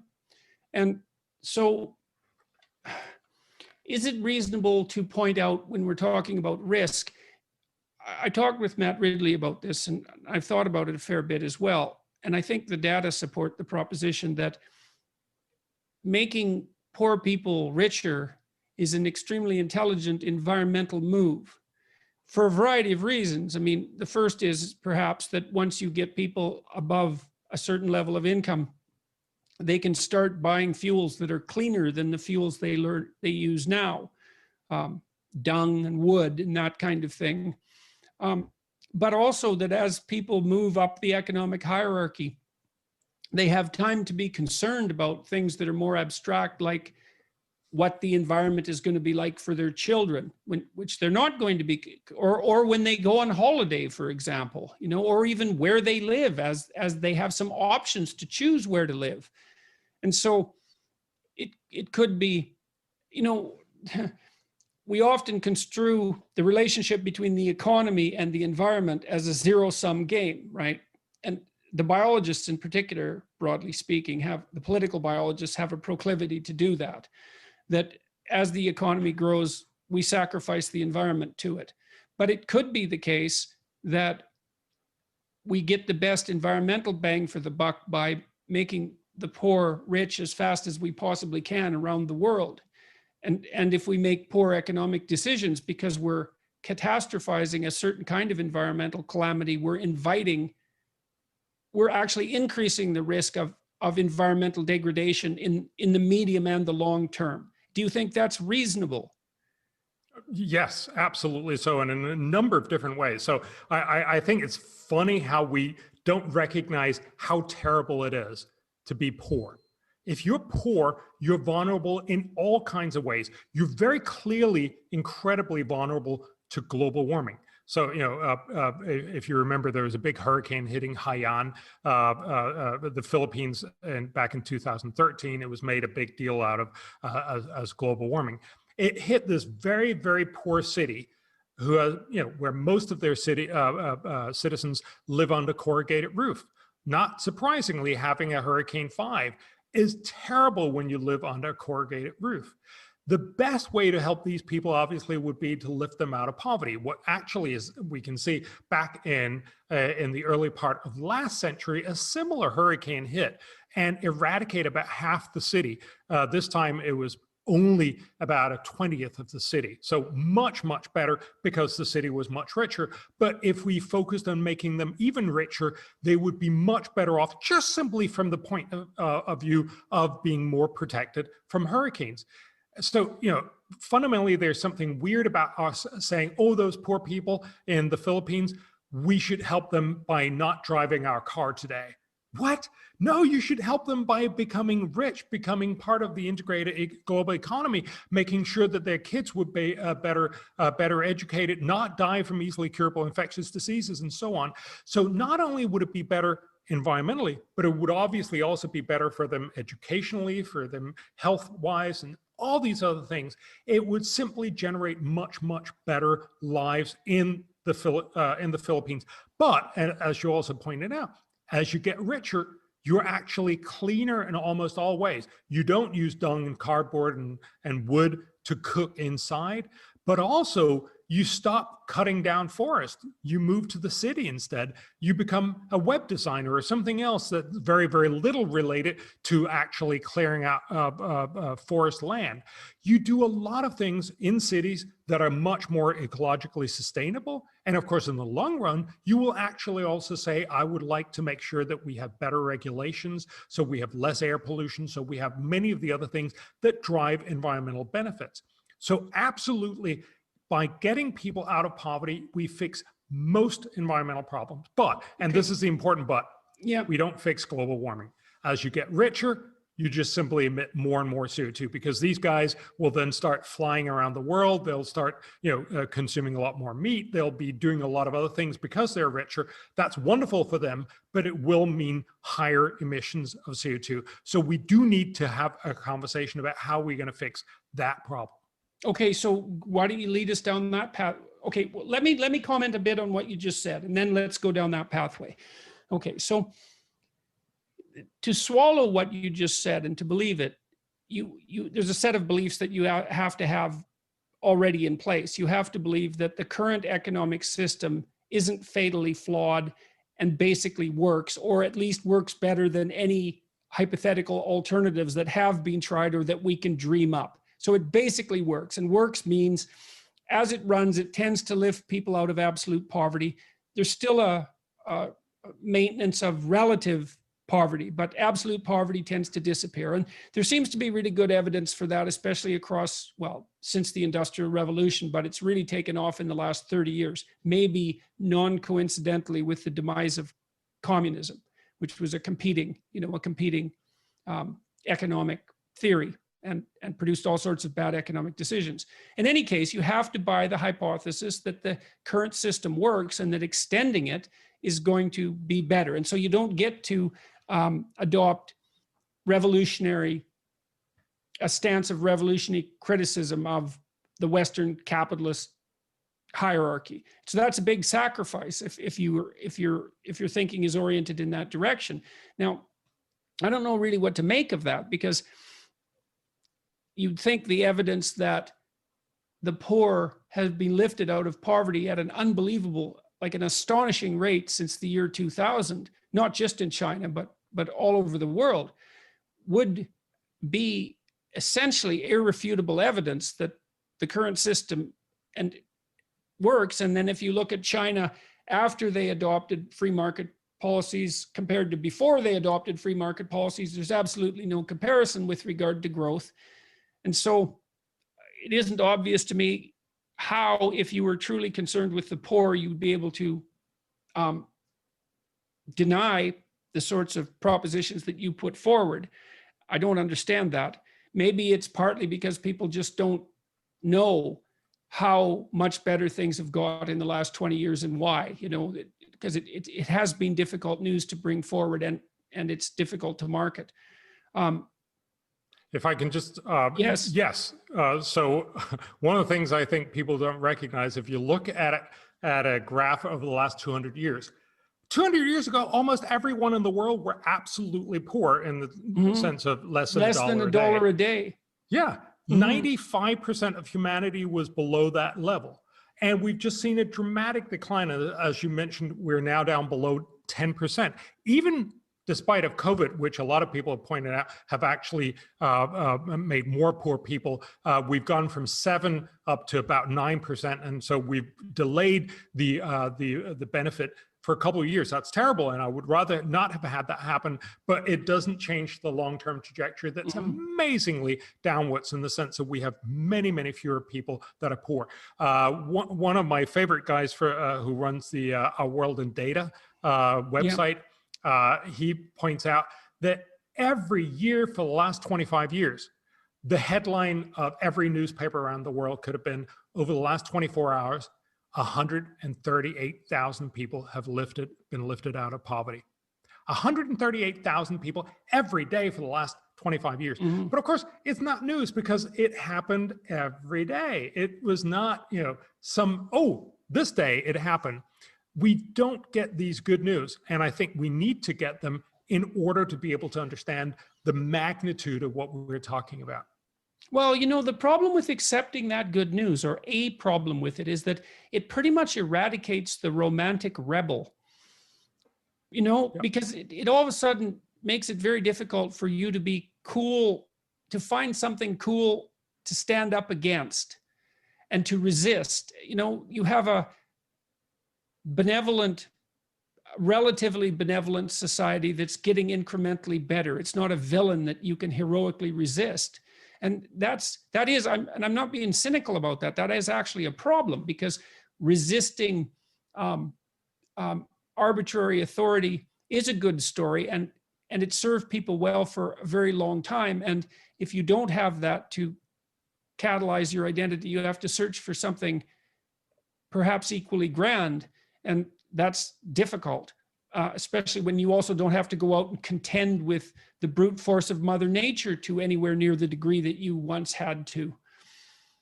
But if you look at it, there's plenty of other things you could stand up to, and that was what we were talking to. Instead of being the romantic hero that stands up against society, why aren't you the romantic hero that stands up against tuberculosis, or the one that stands up against maternal death, or the one that stands up for free trade, or the ones that stand up for all these other things where we know for very little money we can make a tremendous benefit. So again, I get why it's That's not a really as hard sexy, question, but, man. I mean, yeah. I think it might have something to do also with the inability to utilize your resentment. You know, if you're resentful about things and you oppose the capitalist state, you can easily identify an enemy. But if you stand up against tuberculosis, like obviously tuberculosis is bad, it doesn't make you look good by comparison. And Oh. All right, so you mentioned you do promote CO2 emission amelioration strategies in false alarm. And you did just point out that although we should be striving to make the poor around the world as much less poor as we possibly can, as quickly as we can, so everyone wins, including us, just like Henry Ford won when he paid his workers enough to buy his cars, the cars they made, they are going to increase the rate of carbon dioxide emission. And for some people, that would be enough reason to scrap the whole enrichment process. But you have some strategies that you think are wise to ameliorate the problems that would be associated with that. Yes. So I talk about 5 different solutions in the book. So the first one is a carbon tax. Any economist would say, you know, look, you have a problem, you emit CO2, but you don't actually take it into consideration because it's free to emit. So that's how we think about the polluter pays. You put a price on carbon. In principle, you should do this across the world. You should do it so that it slowly rises with time. It's the most efficient way to deal with it. There's 2 things we need to recognize with it. One is it turns out to be very, very hard because it makes it very explicit to people that tackling global warming is actually costly. Secondly, we know that politicians are just really, really bad at doing something for a long time, very consistently across all areas. What politicians typically end up doing is they'll put it on some things. So, you know, in many places in Europe, for instance, you have enormously high taxes on cars, and you have enormously low taxes on people who are good at lobbying their governments for their particular interests. So, you know, greenhouse gardeners, greenhouse growers don't have to pay the carbon tax because that would make it really hard for them to grow their, you know, tomatoes or whatever. And you can see how this happens across a wide range of areas. So that's one part of the problem. The other part is that even if you do this really, really well, it'll only solve a smaller part of the problem. So you should do this. We should focus on a carbon tax, but we should also be realistic. This is not what's going to fix climate change. This will fix a smaller part of climate change. So it's part of the solutions, but it's not the most important part. The second part, and that's where I think we actually have the biggest opportunity, is innovation.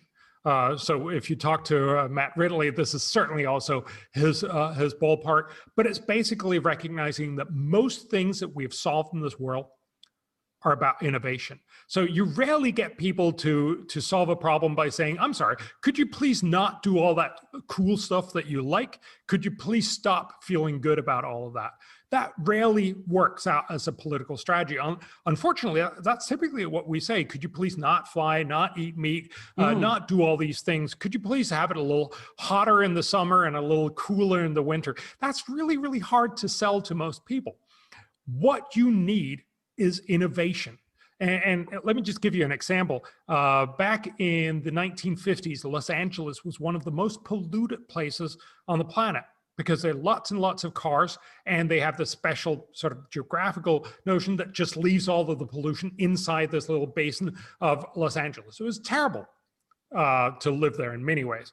And obviously, the simple answer is to tell people, most of this came from cars. So the simple answer would be to say, stop driving your car. Of course, if you've ever met someone from Los Angeles, you know that that's not a solution that's actually viable to them. Well, but there aren't probably even not, any sidewalks. no, it's not, really viable for anyone in any city. What did solve the problem was the innovation of the catalytic converter. This little thing that cost money, you put on the exhaust pipe, and then basically you have much, much cleaner cars. That made it possible for people to keep their cars, drive a lot, and have much, much cleaner air in Los Angeles. Now, I'm not saying everything is perfect in Los Angeles and there's still air pollution problems, but it made it a lot better for very little money. That's the way that we need to solve global warming. If we could innovate the price of green energy down below fossil fuels, and this green energy could be nuclear, it could be fusion energy, it could be solar or wind with batteries, it could be lots of other possible solutions. If we could innovate one or a few of these solutions down below fossil fuels, everyone would switch. You wouldn't need sort of a Paris Accord where you have to twist everybody's arm. Let me ask you about that for a minute. So it's not a straightforward matter to set up governmental policy to support innovation. I mean, innovation is a very abstract idea, and I've seen much evidence of failure at the governmental level here in Canada when governments have set out to foster entrepreneurship and to seed, the development of high-tech industry, for example. Generally, it's a cataclysmic failure. I mean, obviously, it's self-evident in some sense that a good idea is good because it solves a complicated problem, and the more good ideas we have, the better. But do you think that it's like, it seems on the face of it, unless you dig down into the details, it seems like hand waving. Obviously, we should have better ideas to solve our problems. But what do you think constitute concrete, realistic, evidence-based solutions to the problem of fostering innovation? Do you think it's actually possible to set up policy that does that? Yes. So the short answer is yes. And the reason is that what's lacking is mostly long-term investment. So investment that will only generate the solutions in 20, 30, 40 years. Remember, this is why we invest a lot of money in healthcare, basic research that then eventually becomes research that, for instance, pharmaceuticals can make into products that they can make money off of. There's always a too little investment societally in things that you can't monetize right away. So if it's I very make hard to invest in things that you can't monetize right away. Yes. If I make an innovation that then in 20 years, say, will help us generate this enormously beneficial breakthrough, unfortunately, I won't get any money because my patent has run out. That's why most companies will not be investing in these long-term development. What happens is that you then have a dearth of investment into these sorts of long-term innovations, unless you have the public invest in them. And I'll get back to how we do that smartly. Okay. But we do that in medical research for many reasons. People recognize this is part of the place where we need to, produce lots of professors, lots of medical Nobel laureates, and then, eventually the pharmaceuticals will take over and actually make products out of this. That's a great setup. We don't do this in energy for a variety of reasons. It is one of the places where we spend very, very little money, partly because it doesn't feel like you're solving global warming because you're not solving it right now. You're only solving it in 20 or 40 years. That feels like you didn't really care. But the reality is, this is the only way that we're going to get these sorts of long-term breakthroughs. Now, one reason why politicians often screw this up is because they are not willing to invest in these long-term investments. They'll say, we want a Silicon Valley in Canada in 3 years. That makes sense if you need to get reelected in 4, but you can't do that. And so you shouldn't be trying to do this in a very short-term way. Another way is that you end up giving this away to companies, and companies, of course, are just going to spend it on the product that they were going to do next year anyway. But hey, thanks for the money. So the point here is you need to do this carefully in a way that will generate long-term innovation. This is not easy. You are going to waste a lot of money, but we know that governments around the world has done this in a variety of different ways. We know, for instance, the internet, the transistor, the fracking in the US. There's a number of places where you have been successful, and all we have to do is to spend lots of money, and I'd love to talk more about specifically how we should set this up, how we should evaluate, and we should be careful about it. But fundamentally, we should do this in a way that we say we want to generate a lot of knowledge that we believe in the long run can deliver benefits that will actually help companies produce energy that will be viable. But we are not going to try and do this for the next 3 or 5 years. So we've got to stop that panic mode and start this long-term thinking. We do have realistic knowledge about both that we're investing very little compared to typically almost all other areas, and that more investment here would make it more plausible that we would faster get cheaper green energy. So, okay, so in Canada, there's a medical research council and a social sciences research council and natural sciences and engineering research council. That might be a bit dated, that information, but essentially that's how it's been set up. But there isn't an energy innovation research council. And, you know, I'm thinking that way because I'm an academic and I've seen these granting agencies. I've seen how they work, and they're set up to provide funds for basic research. And something like that doesn't exist. So why aren't we funding research into energy, into the generation of cheap and clean energy? What's got in the way? Every year, we want to spend it on solar panels that makes us feel like we're doing something right now.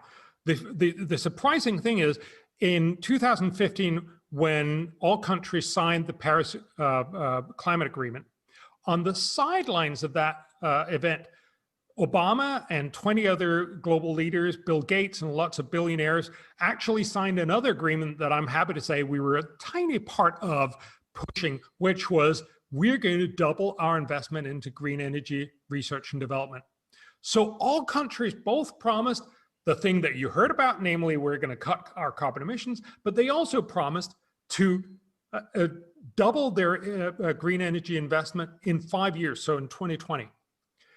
They did quite a bit of the cutting carbon emissions. They did nothing of the increased spending in green energy R&D. And I think fundamentally because it doesn't feel like a solution. It doesn't feel like something urgent. It feels like something you can do next year. It feels like something that's nice to have, but this, you know, putting up the solar panel is urgent and we need to do it. The reality is the over worry about global warming that we have because we have this existential feel that this could be the end of the world. Surprisingly also, not only is wrong, but it also leads us down the wrong path, namely the path where we say, let's do anything that just makes it look like we're doing something next year, rather than actually laying the groundwork for fixing this problem. Now, obviously, and some people will say, well, we should have done this 20 years ago. And yes, that would be wonderful. We should have done that, but we didn't. You know, it's sort of too late to do something about what we should have done 20 years ago. But we can do something about what we're going to spend our money on in 2021. And if you look, for instance, on Biden's proposal to fix climate change, he's thinking about spending $2 trillion. He'll probably not get to spend all that money on a vast array of things, many of which are not going to be very effective. But he's also saying he wants to dramatically increase, actually, I think probably too much, but certainly a very, very large amount of increase in American spending on R&D. This is what he should be focusing on, but I do worry that he's going to end up having much more success with all his other much less effective proposals simply because they are more glamorous. All right, so you don't seem to be an admirer of the Paris Accords. And so my sense of your argument is that the proposals that are part of that accord are extremely expensive and they're not cost effective, especially when viewed in this larger framework that encompasses a whole host of problems instead of focusing just on climate change. And so maybe if you don't mind, you could summarize your could you lay out your critique of the Paris Accords for us?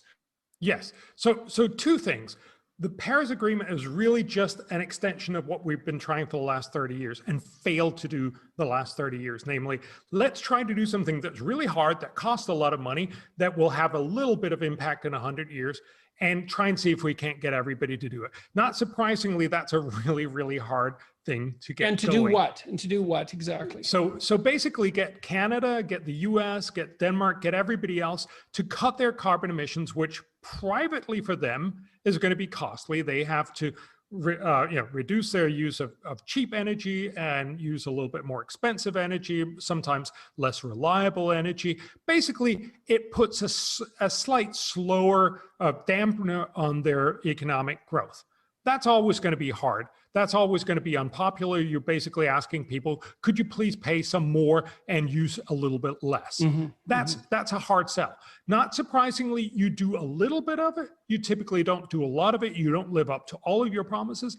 But even if you do, so let's just take the Paris Agreement, even if everyone did everything they promised to 2030, that would cut as much CO2 that if you run it through a climate model, it would cut temperatures by 0.025 degrees centigrade by the end of the century. So literally nothing. We wouldn't be able to measure. To what magnitude of increase? So it's about 4 degrees temperature rise. We've already seen one, so about three degrees more. So this would be a trivial part of reduction. Now, it would be a reduction. It would mean we would have less problems because global warming is a problem. So we estimate there would be benefits. But there would also be huge costs because you'd actually have to pay for this. So if you look at how much you're going to pay, which is in the order of $1 to $2 trillion US dollars per year in 2030, for every dollar spent, you will avoid climate damages across the centuries worth about 11 cents. That's a very poor way of spending money, paying $1 and actually achieving 11 cents. You could just have paid out the dollar and done, almost 10 times as much good in the world.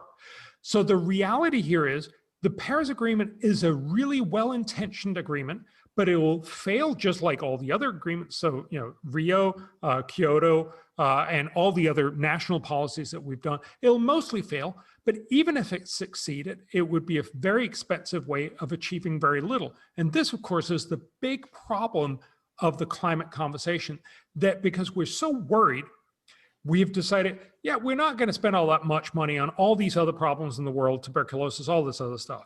But we are going to spend $1 to $2 trillion. Remember, it's not going to bring us to the poorhouse, but it's a lot of money. It's 1 to 2% of global GDP on something that will basically not buy us any measurable impact in 100 years. That's a bad deal. That's why we need to do better.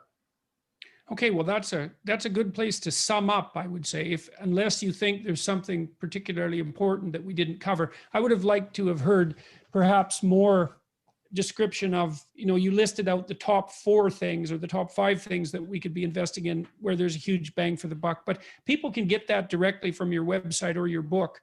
So yes, I've shown you this before, but we have a whole folder. I'm sure you can put that up where you can actually see all the different investments here, and you can see we'll for link every to one that of them. again. So, We'll link to that again. Yes. So I've been talking with Bjorn Lomborg today, the author of False Alarm, and we've been talking about global governance, I would say, sustainable global governance, with an emphasis on 2 things. And one would be economic growth, which means alleviation of absolute poverty for those who are poorest and some incremented wealth, hypothetically, for the rest of us, which seems on the face of it to be a good thing, especially at the lower ends of the distribution, and discussing also how that might be done in the most appropriate ecological manner, keeping in mind the host of other problems that have to be solved. And Dr. Lomborg has developed a methodology for assessing and rank ordering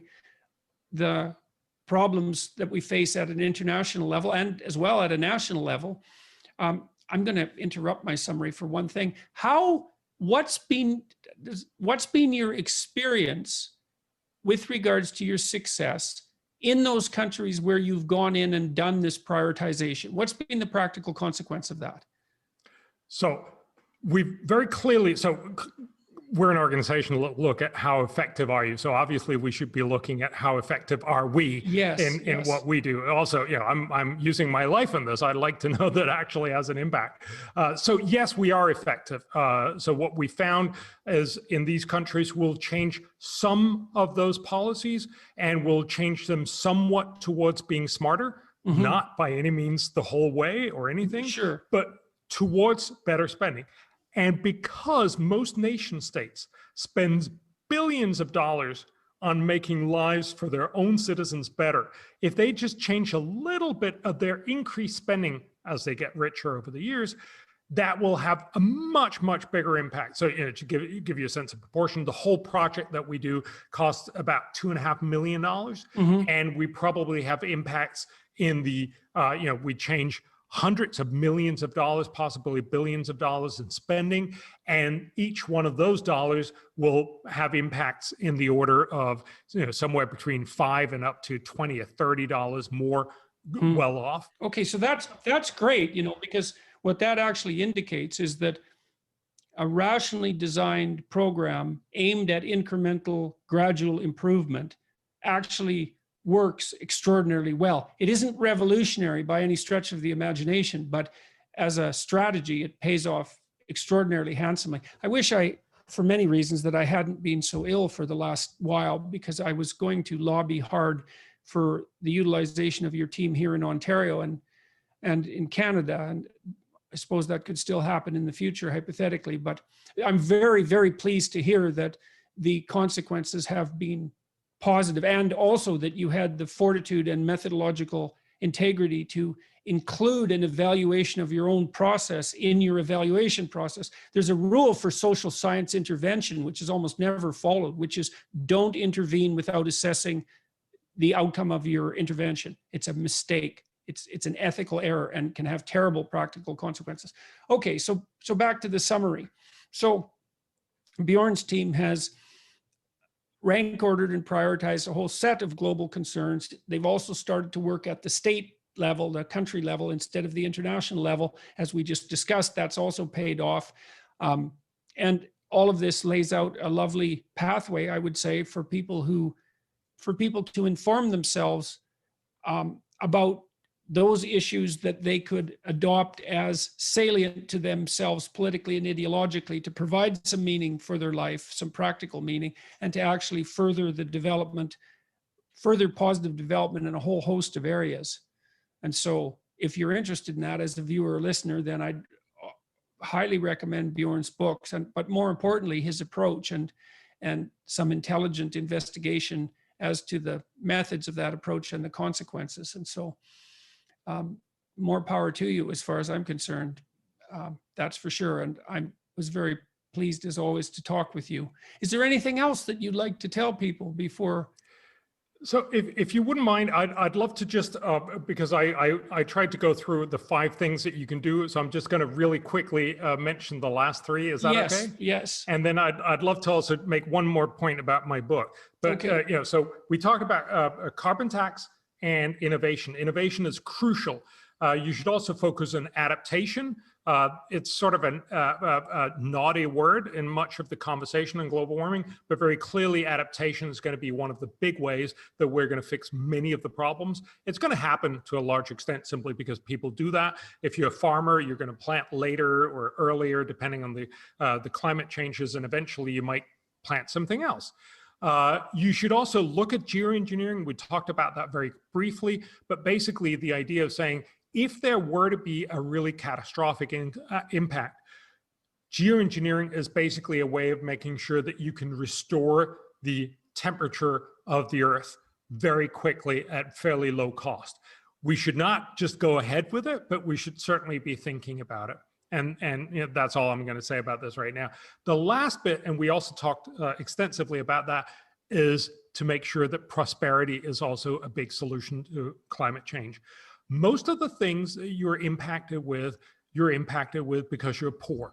If you're really poor, everything hits you hard, but climate hits you hard as well. If you're rich, you're much, much less impacted. And so very clearly, the question is, do we want to help Bangladesh a little bit by cutting carbon emissions and basically then leaving them poor, but hey, at least sea levels rose this much less by the end of the century? Or would we rather make sure that we actually leave Bangladesh much richer, which means that they'll be much better able to handle hurricanes, that they'll be much better able to handle sea level rise and so on? There's a very strong basis of evidence that shows that prosperity is actually much better for most countries, not just because it's wonderful in all kinds of other ways. You can avoid your kids dying and get them better education and all these other things, but also for climate. So those were the 5 points, and innovation is by far the most important thing. I just want to say one last thing about, because my book is very much, we've talked a lot about all the big problems in the world. The reason why I talk about global warming is because it is the one thing that I experience most people actually talking about all the time as this existential threat. This is the big thing that we should all be concerned about. Certainly a lot of people, the UN Secretary General, many others are telling us this is the top priority for humanity, because if this is going to eradicate all of us, surely this should be the thing that we focus on. I think that makes intellectual sense if it was true, but that's not what the UN Climate Panel is telling us. It's not what the science is telling us. It tells us this is a problem, by no means the end of the world. And that is not only important because you can't really get to all the other things we were talking about unless you stop believing this is the end of the world. If this is the end of the world, you are going to set everything else aside. But also, of course, it's the only way that you can actually get a better life. When you see all these kids being really worried about, am I going to have a future when I grow up? People believing literally that humanity is going to end, that must be terrible. Now, if it was true, we should be telling people, but it's not true. And therefore, being able to relieve yourself from that scare is also really, really valuable on a personal level. So this book was written not just to make sure that you can get rid of the scare, but also that you can start realizing this is a problem among many others. Now let's think about how do we prioritize, and that's what I'm hoping this conversation will help us. So in a sense, you could say the false alarm book is the stepping stone to be able to have that more general conversation, namely, what is it that the world should be prioritizing if we're not scared witless about global warming, but actually see it as it is, a problem among many problems. Great. Well, that's a really good place to end. So thanks very much. And I hope we get 1 million people to watch this and another 500,000 to listen to it. We'll see how it goes. So thanks very much for talking to me today, Bjorn. It was a pleasure listening to you. I always learn a lot reading your books. Likewise. And listening to you, and it's very nice to come across sources of realistic hope, and that's what your books provide. They provide sources of realistic hope. Man, those are in short supply. So even though there's lots of reasons to be hopeful, and perhaps the supply shouldn't be so short, but it's nice to be able to maintain critical intelligence and not to have to descend into a well of pessimism as a consequence. Yes. It's wonderful to talk to you. And it's always, you give me a lot of different perspectives on what we're doing, which is just as valuable. You're stuck in your own little way of thinking about this. And it's wonderful to sort of be able to say, oh yeah, there are all these other perspectives and all these ways that you also need to have that conversation. That's great. So it's always wonderful to talk to you. Thank you.